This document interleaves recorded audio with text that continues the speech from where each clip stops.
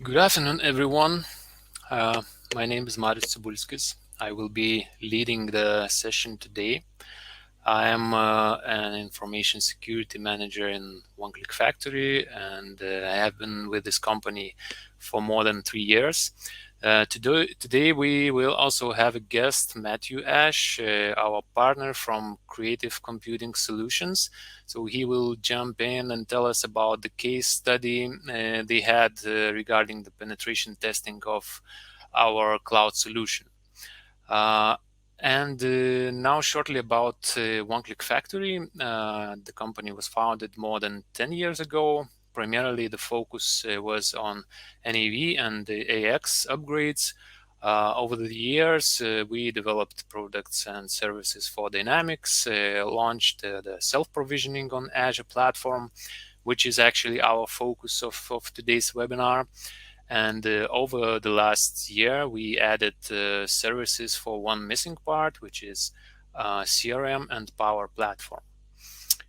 And now a bit of information about my background. So I'm in IT more than 15 years, and for the last six, working in the cybersecurity and information security field.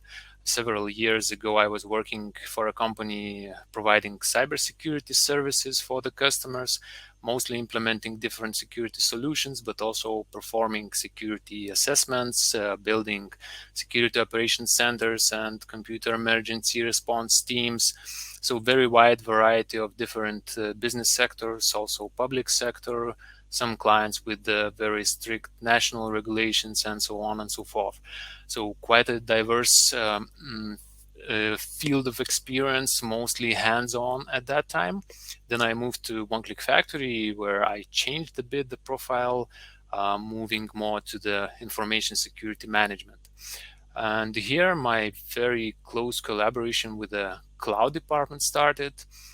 We implemented the information security management system for the Dynamics NAV BC on Azure service, and got it certified with the ISO 27001 standard, which is probably the most popular standard for information security management.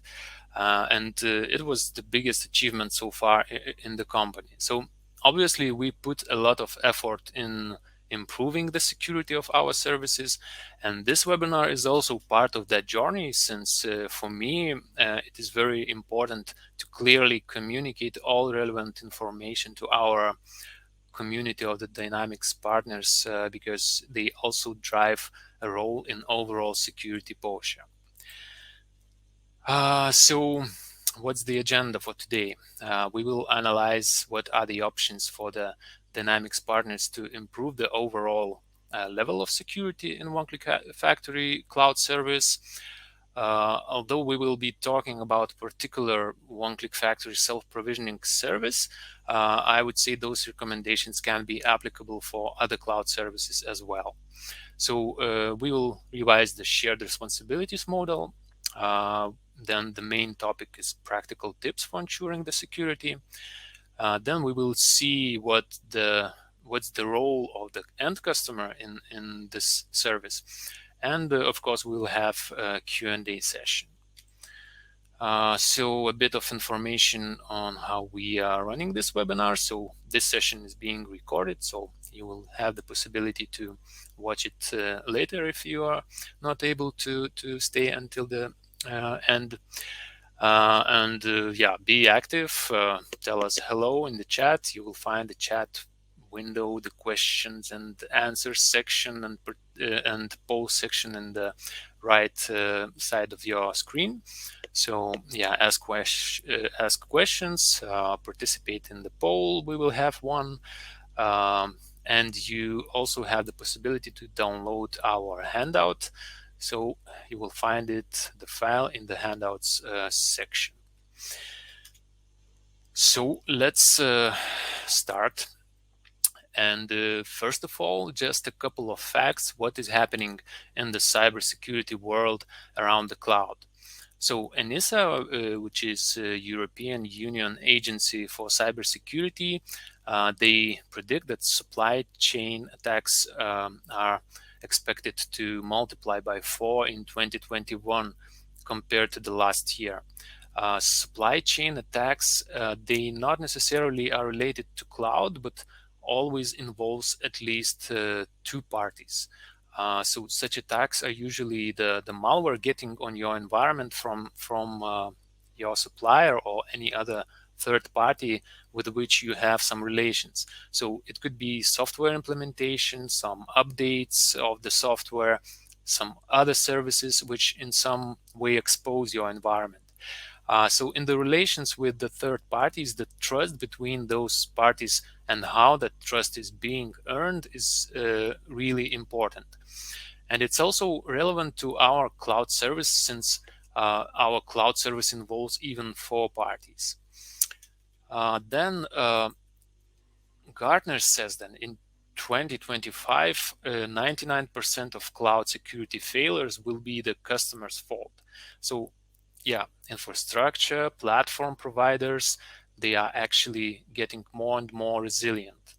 And the adversaries know it very well, that it's probably the easiest way to compromise some user account just by sending a phishing message, than try to find some sophisticated vulnerabilities in the backend of the service. So again, in our service, we have four parties involved. So it's really crucial for every party to understand their responsibilities and never trust the misleading feeling that, well, it's cloud, we are totally secure, somebody will definitely take care of this, and similar. It's better to clearly understand who is responsible for what. So now let's quickly revise how those responsibilities for the security are shared in our cloud service. So this matrix it's a rough model of how those responsibilities are shared. In our case, we have four parties involved, and some security responsibilities are shared between those parties. Actually, we will look from a bit broader perspective than it is shown in this table. For example, that Microsoft actually is responsible not only for the physical security and some other controls, but actually for all the sections, because they obviously have to ensure that their employees are working with protected laptops, and they get only the access they really need and nothing more. So they also take responsibilities for identity and access management, for the client and device protection, and similar. And also it's the same with One-Click Factory and you as a partners, because we are also responsible for our devices which we are using to provide the service. So this table represents the responsibilities more from the end application perspective. And today we will take a broader focus. And talking about these responsibilities, you can find my blog post on this exact topic with more detailed overview of this matrix. So you will find the link to the blog post in the chat. So now let's see what we will be focusing on. So first of all, you can see in the orange rectangle the client and device protection. So I've already mentioned it's pretty much the same situation as I've presented with the Microsoft example. So we will consider client and device protection, which is an orange rectangle, not only the customer's devices that are used to access the application, but also the devices of any other party which are used in the delivery or the service. But the main focus for today is on the responsibilities which falls on the partner's shoulders, and you can see those in the red rectangle. So we will not be talking on those physical infrastructure related controls, which is full responsibility of Microsoft. And we will have this list of responsibilities following in every slide where I will be covering controls, and only exact responsibilities which that particular control is covering will be highlighted. And in the handouts section, you will find a document with more detailed diagram and already with the particular controls. So you are free to use the diagram not only as a reference for yourself, but also when explaining to the customer that they also take some part of responsibilities. So let's dig deeper into particular controls, which you can use to cover your part of responsibilities. So risk management, the very broad topic, but also very important topic. Through the risk management, through the risk assessment, you can evaluate what are your weakest points and how you could mitigate those risks by using what particular controls. So with that being said, the important message to keep in mind when we'll be going through all the controls, that every partner environment is to some extent standard, and on the other hand to some extent unique, which means that partners has to decide what and how to implement to control their risks. And the controls which we'll discuss soon are more like a handbook which could help you to quickly orientate on the environment. And obviously there could be any other controls which could cover one or another section of responsibilities, and it's totally okay to use them as well. So in general, what is important when evaluating your risk? So first of all, you have to know what your assets is. So what your assets are. So assets could be systems, your devices, your people, your employees, and many other things, any business processes or whatever is really important for your business. Then you have to understand what are the threats for those assets. When you know the threats, then you can evaluate your risks, and you should also set the appetite for the risk, which is absolutely business decision, because only a top level management can decide what risks you can accept and what risks you consider as unacceptable risks. And obviously, if you have some risks which you consider as unacceptable, you have to mitigate those risks. Okay, so let's start with the controls. And first of all, we have a set of controls with organizational measures. I already mentioned in the right side of the slide, you can see a list of responsibilities which are on the partner's shoulders, and this list will follow through all the slides. Just the red rectangle will change by representing the particular control is relevant to what responsibility. So in this case, you can see that all those organizational measures are covering all the responsibilities in one or another way. Those organizational controls, they are policies, procedures, processes, also some HR functions, as well as people, our employees. So it's a really good practice to have some most important processes documented and properly communicated to the employees. If we talk about the employees, I would say that one of the controls is, for example, the periodic people awareness raising on the security topics, or some special security trainings for functions like IT administration or similar. And these are part of the controls which is probably part of any information security standards. Nowadays, usually people are the weakest link in all the security chain, and adversaries are actively targeting them. So it's better to have your employees prepared for that.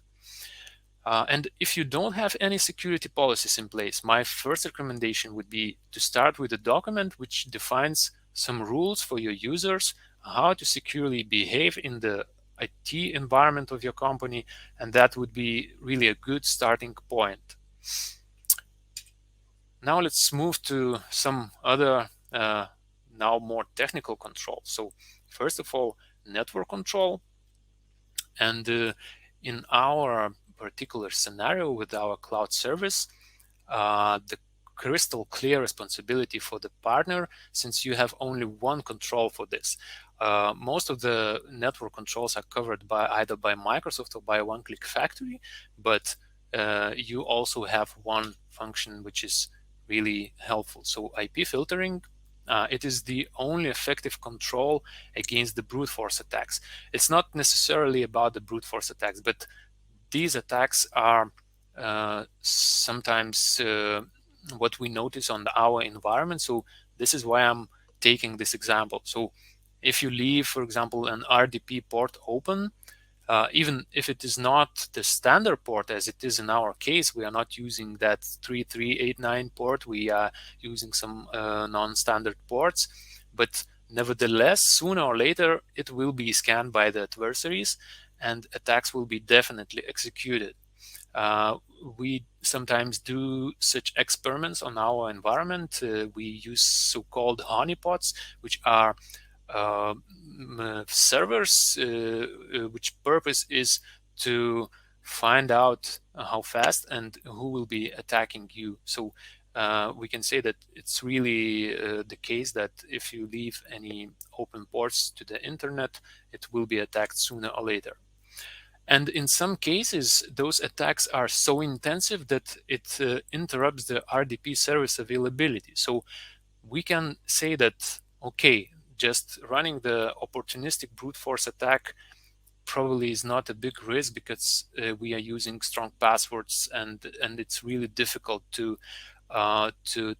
find out the real password. But the main issue is exactly that availability of the service. So with that being said, I really encourage you to proactively talk with your customers. Tell them that this control is really effective and helps to avoid some service unavailability situations, and obviously eliminates the possibility for the server to be hacked through brute forcing of the RDP service. And I would say that the only justifiable reason for not using the IP filtering is the situation when the amount of users using the RDP is really huge and they are maybe connecting from different dynamic IPs and it's really difficult to manage the whitelist. If that's not the case and you only have like several public IP addresses to be whitelisted, so use this functionality. I can see a question. What is the single biggest security risk in your opinion? So it's really a very good question with no answer because it really depends on every environment, and for every customer, every partner has really some unique things, and it's not possible to find just one single risk. This is the risk assessment is actually the exercise which would help to find out what are the biggest risks for every single environment. So sorry, maybe the answer is not what you've expected, but this is as it is. So okay, and now let's move forward to the next control, which is anti-malware control. And this control covers several responsibilities, as you can see, but we will focus more on the operating system level. Of course, it is also relevant to application because the application runs on the server. And for the device protection, we will have a separate slide.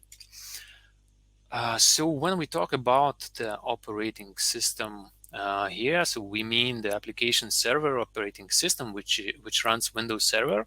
In our case, it's either Windows Server 2016 or 2019.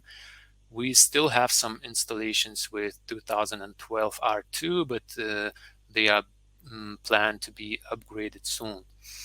So Windows Server has a Microsoft Defender service. Since it is a question of resources, because obviously the anti-malware service consumes some memory, some CPU, so this is partner's decision how to configure and how to use that service. You basically have to evaluate that risk of malware getting on the application server. For instance, how many different users are connecting to your server? Are they downloading and installing any software there? Are they maybe reading some emails on the application server, or maybe browsing the internet? So all those activities, they increase the possibility for the malware to get on the server. And my advice would be use your server as a server and not as a workstation. So it really eliminates quite a lot of risks for the malware getting on the server. And if you really need, you have like very dynamic environment on your server, because there are a lot of different people working using different software, then you have to consider to configure that anti-malware service, that it really serves its purpose. Okay, let's move to another control. This is access control, and I would say one of the most important control, especially when we talk about several parties involved in the service. And this is exactly our case. So One-Click Factory provides the platform, Active Directory, to manage the identities. We do necessary we install necessary controls to protect that Active Directory. So this is our responsibility. And obviously, we manage access of our own employees. But what is important for the partner? So first of all, you are providing access for your customer users as well as partner users. So I think it's a good idea to have some authorization process, how you decide what employees can access what systems to what level of permissions and so on and so forth. You should really use the role-based access. On our partner portal, you can set different roles for different users. And obviously, this helps you to fulfill the least privilege principle, which means that the user gets only the permissions which is needed for his functions to be performed. Next, access auditing is also really important, and it also relates to some HR functions. Access auditing, I mean that you should periodically check what users have what access to what systems. It is quite a common situation when some people are leaving the company, but they are still having access to some systems of the company. So it's really important to ensure that when the person is leaving the company, the access is disabled on all the systems and all the assets.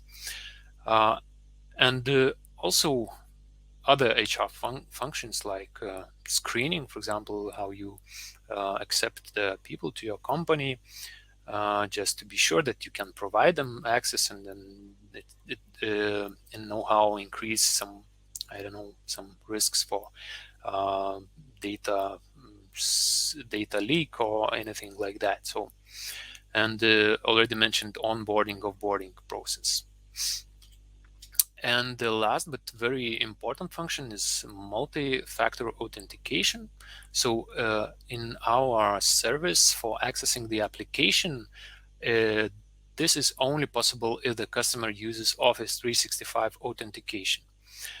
But in this situation, it is also important to understand that we as a service providers and you as a partners, we also should care about how our users are accessing our environment. So in One-Click Factory, for example, all our engineers who are working in self-provisioning service, they can access those environments only by using multi-factor authentication. So it's really important to use it when you have that possibility. And we are also working on the functionality of our partner portal to provide the possibility to use multi-factor also when accessing our partner portal. Okay, next control is vulnerability management.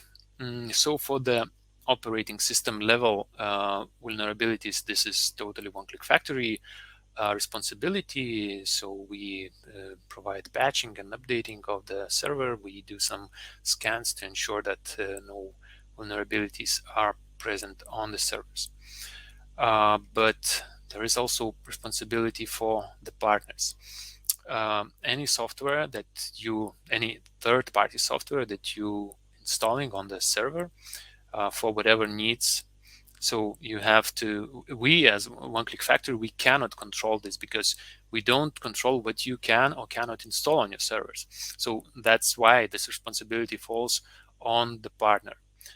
You have to control what software your users are installing, to have the also authorization mechanism, to be sure if it's legal, if it's secure, if it's downloaded from a trusted source, and if you already installed it. So you have to ensure that it's always up to date, that it's not vulnerable.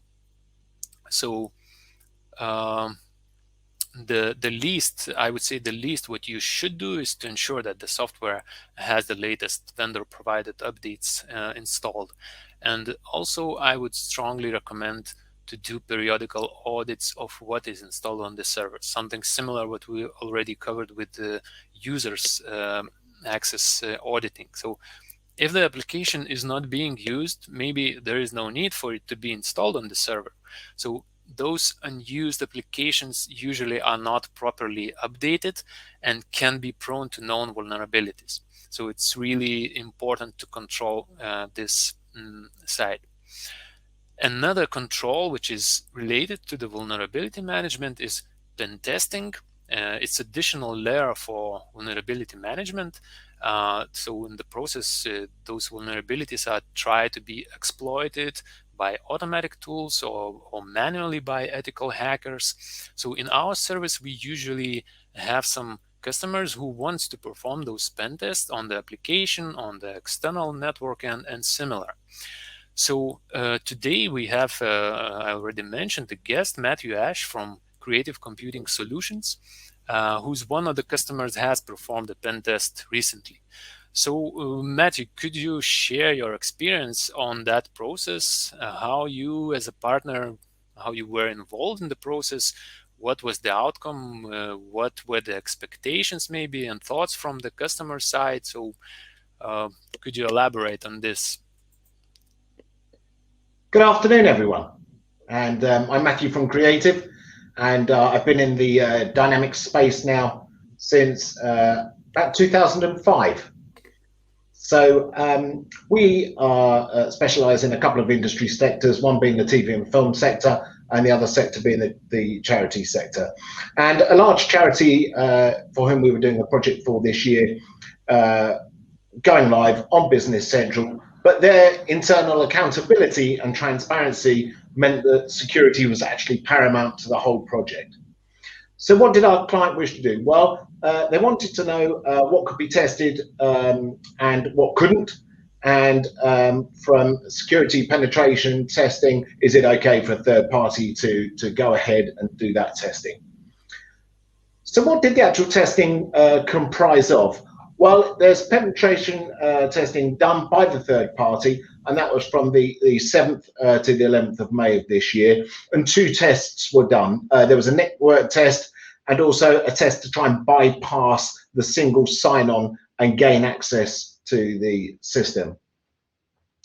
What were they testing against? Well, potential impacts and threat communities. However, to avoid disruption to an ongoing business activity and project that was going live, there was no amendment of data to testing. So if they had got in, they weren't going to amend any of the data. And I think that's quite important as part of that penetration testing. So what issues came up in the testing? Well, there was a network issues, mainly low risk. There were 4 issues really and 1 point of note. And also the other thing was there was outdated cryptographic protocols and they were still being supported. So of those network issues, nothing was deemed more than low risk. on the network testing, and that was pretty easily resolved. And no methods were found to bypass the single sign-on. So that's really good news for them as far as they were concerned.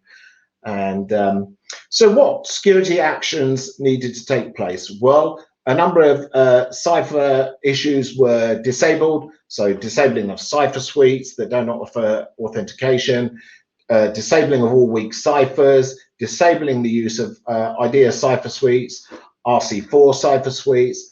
There was an update to the latest versions of OpenSSL, which utilize empty fragments as a countermeasure. They disabled all CBC ciphers, and there was a review of the firewall configuration, and they disabled any rules that aren't required. So what did OneClick provide? So OneClick made the necessary changes. They took those security actions on our behalf, firstly in the sandbox and then in live. And all we had to do at Creative was then to restart the servers to help implement those changes in both the sandbox and live. And lastly, they provided the self-provisioning information security measures document, which I think is attached there to this call. So that was great. We could share that with the customer, and the customer's penetration testing document was read by everyone. It was read by us. It was read by OneClick, and as much as it was informative, it was great to see from our perspective and the OneClick perspective that everything was pretty much low key, and that there weren't going to be the sort of issues that concerned their board of trustees. So the customer was happy, the board are happy, and really that was the end of the project, and we've had to do nothing further since.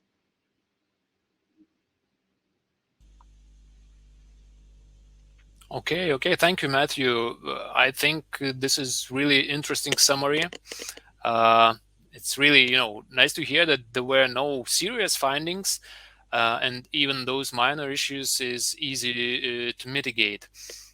One side note, the document that you've mentioned, it's another document. It's not now provided in the handouts because it's only provided for our partners who are working with us. But it's possible to download that document on our partner portal. And what is, I would say, even more important from my point of view is that those results of pen testing are really helping us and you as a partner to gain trust from our customers. So yeah, so thank you. It was really interesting information that you shared with us. And now let's get back to our presentation.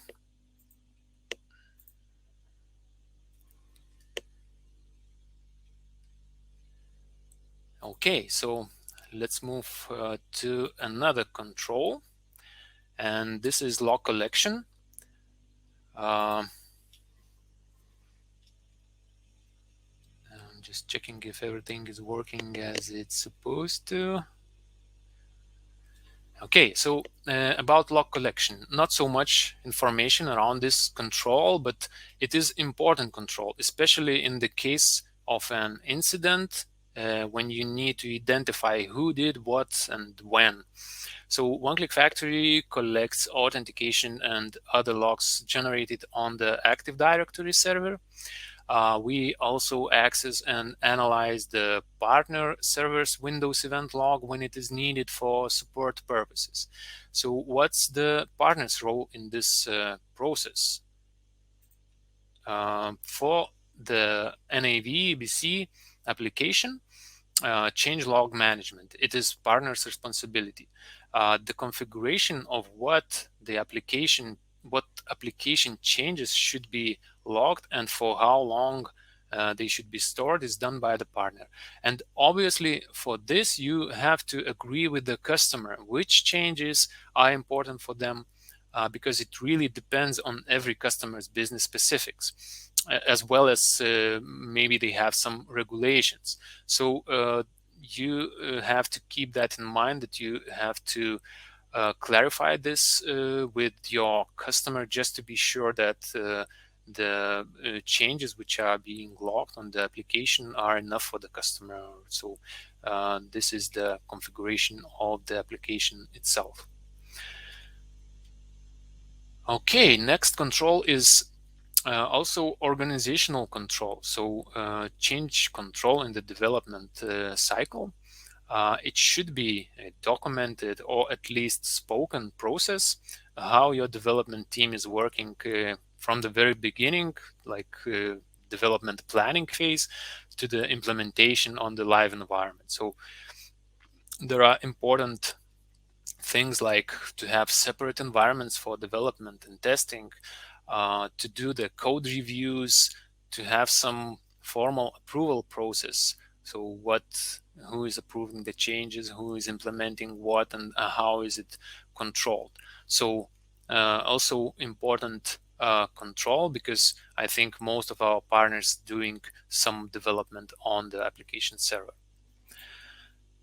And now we are going to that overall responsibility for all the parties. I've already talked about that broader perspective, which means for this case that we take into the scope not only the end user device, which is used for accessing the application itself, but also all the devices that are being used in providing the service. So all those basic controls usually used in endpoint protection. So like anti-malware, software control, patching of the operating system and other software, also disk encryption. But of course, there are plenty of others which every company should decide what they really need, and used it according to, for example, identified risks, as well as consider the budget, because all those controls usually has some costs. And the last thing, which is again very important, it's not like some separate control, but rather just a big process which involves all the responsibilities. So it is organizational control, uh, and I would say this should be a documented procedure, how you detect, how you report, isolate, and how you recover from the incidents. Uh, to have a written procedure for the management of data breaches is also the requirement from the GDPR. It's quite a strict regulation to have the process, how you will inform the related parties, how you will inform your national data inspection, and similar. So it's really important also from the regulation perspective. And all the parties involved in the service should have such procedures. What is important to mention that it's really necessary to communicate very transparently in case of the incident. Even if you think that it's not related to the cloud service or it's not impacting any other party, it is good to inform another party that we are having some incident, because in some cases it can really be relevant and can have some impact on another party. So in that case, your partner, that another party can at least analyze or monitor if that incident does not affect their own environment. And we actually had something similar in One Click Factory when one of our partners' email account was compromised. Uh, and actually they didn't inform anyone.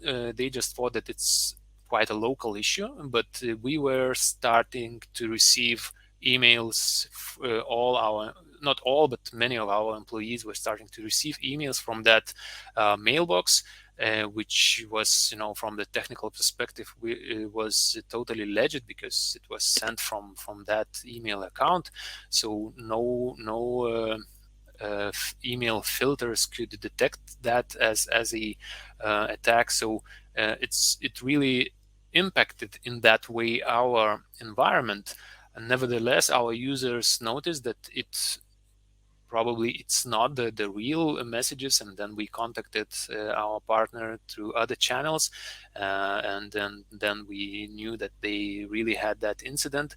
But this is the example which shows that it's really important to communicate.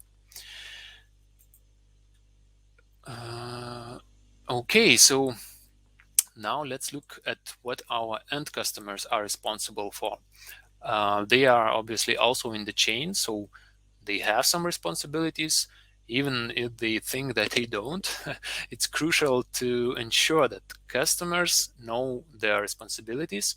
So when you are dealing with your customer, don't forget to raise those important topics. We've already seen that some controls are really either dependent on the customer or even are to be fully covered by the customer. So just to emphasize once again, the end customer must be aware that he is a part of the game in terms of security.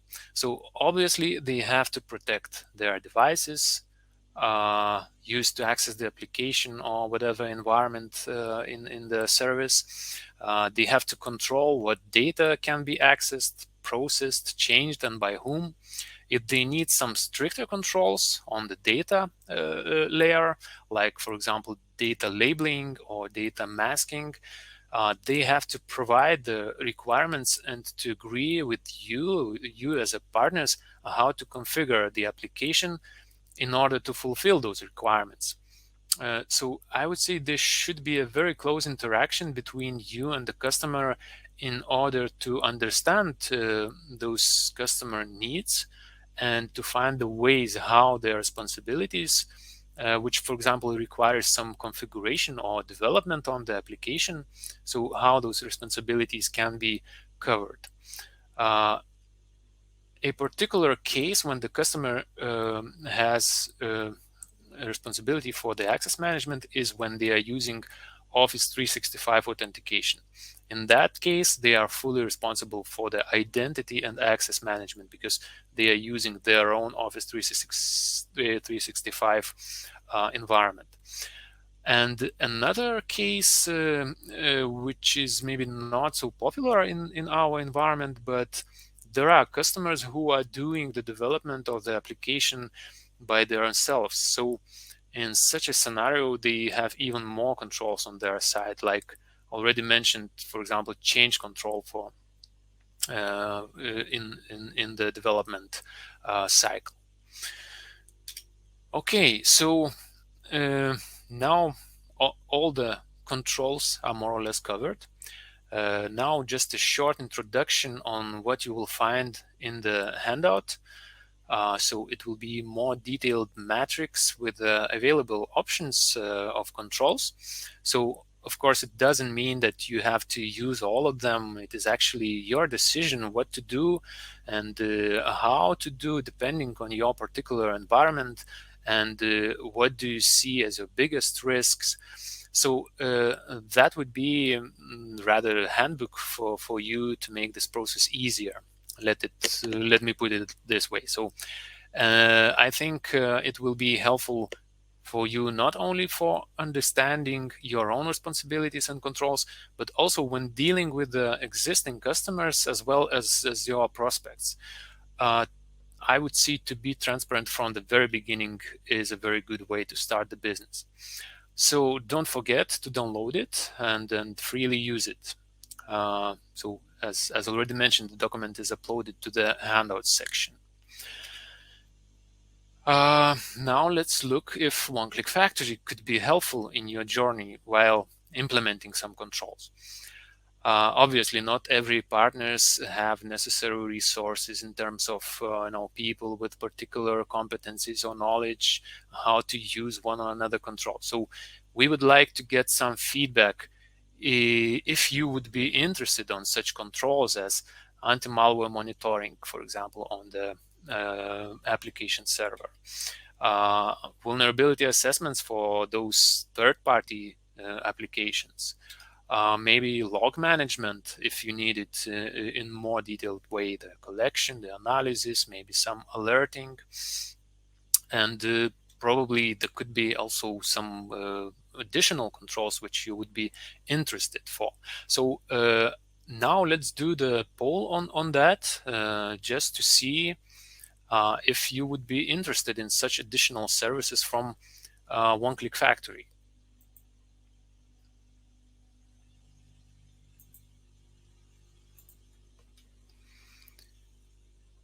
So just give some time for the answers.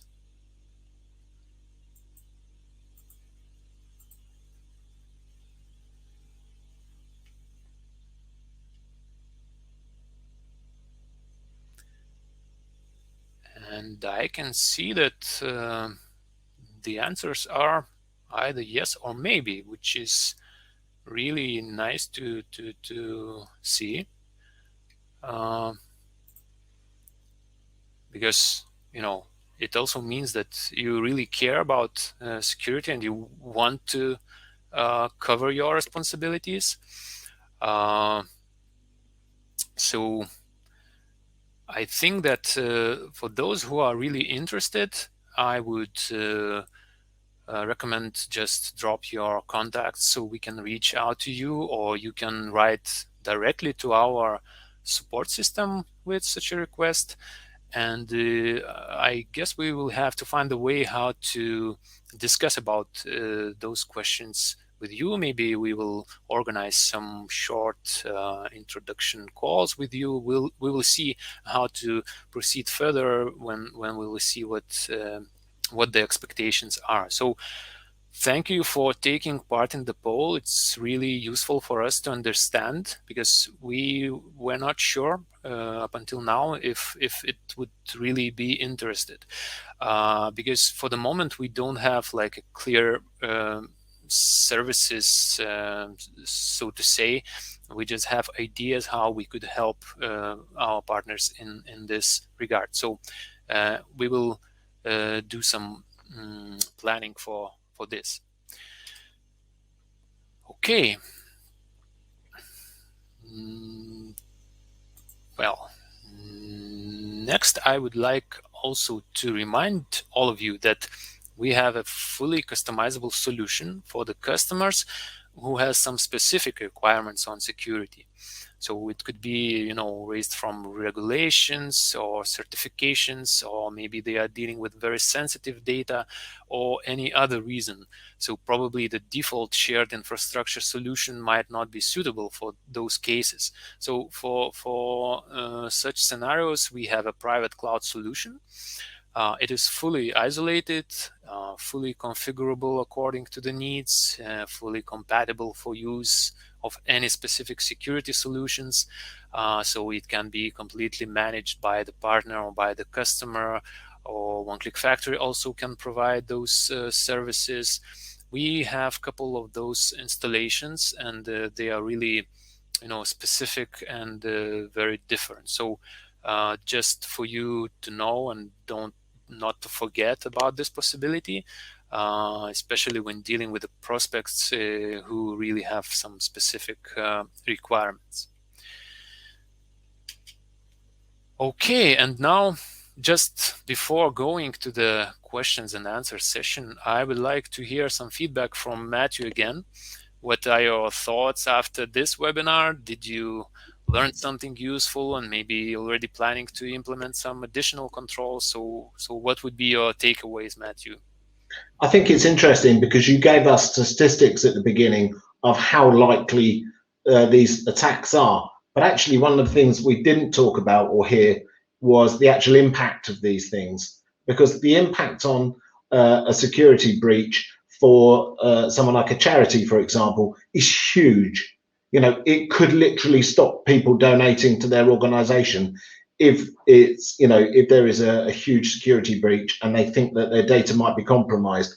So I think although everyone understands the implications and the likelihood of something like that happening, the actual impact for me is massive. It's huge. On saying that, I think from your presentation as well, I think partners don't really know, and the customers certainly don't know where the accountability and responsibility lies. And I think your matrix is a really good starting point for those discussions. And if all it does is start some sort of dialogue with yourself and the customer, then that can only be a good thing, because what you don't want to happen is that accountability is questioned, or the responsibility is questioned further down the line. So when you said earlier that I think people should engage with their customers from the security angle right from the beginning, I I think that's probably really good advice. And I would start with your matrix, and I would start some sort of dialogues, just so that should an attack happen to any one of your customer base, you can turn around and say, well, this is our fault and we take it on the chin, or this was clearly your responsibility right from the beginning and we had that discussion, etc., etc.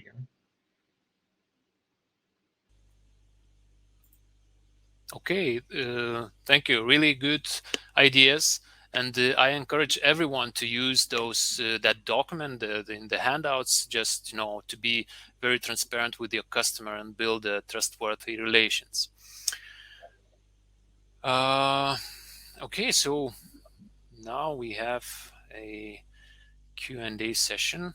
Let's see if we have any questions. Okay, there is a question. Is there a security certificate that partners should have? Actually, it is a good question from one perspective. When some of our partners are getting so-called security questionnaires from their customers, and usually there are questions like what security certifications do you have, and similar. And in sometimes the partner thinks that, okay, if One Click Factory has some certification, probably it's enough. And obviously Microsoft also has a bunch of different security certifications. But it's, the security certification, it covers only that company's, so to say, part in the overall service. So it doesn't mean that the overall service is compliant to some security standard. It means that some parts which are covered by those parties who are certified are really compliant. But so I'm pointing to that if the partner company is also certified, then we can say that, okay, the full service is compliant to one or another security standard. So, in this case, I could say that ISO 27001 is a good choice because One Click Factory has, Microsoft has. So if the partner has, we can say that our service is ISO 27001 compliant. But actually, it's better to think what is more suitable for you, for your company, because usually you are when you are implementing some controls which would help you to be compliant to one or another standard, they are not for the particular service, but usually for the overall company. So this is actually business decision, but as I already mentioned, for example, ISO 27001 is probably most popular certification for the information security management. But there are other standards which concentrates more on the technical controls. For example, in the United States, SOC is much more popular, and many of our customers are asking us if we have the SOC reports. So for the moment, we don't have those reports, but we are thinking of maybe also going that way. So this would be my answer to this question.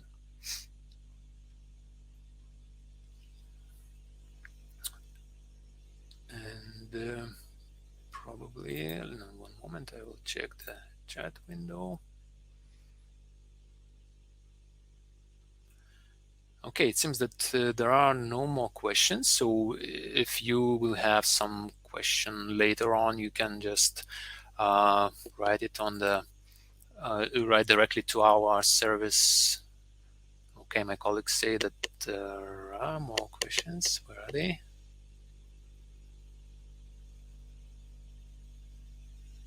Okay, this is the question for you, Matthew. How do you communicate security issues to customers? So, security is such a broad brush, really. So I think most of the time we tend to speak to individual customers on a one-to-one dialogue.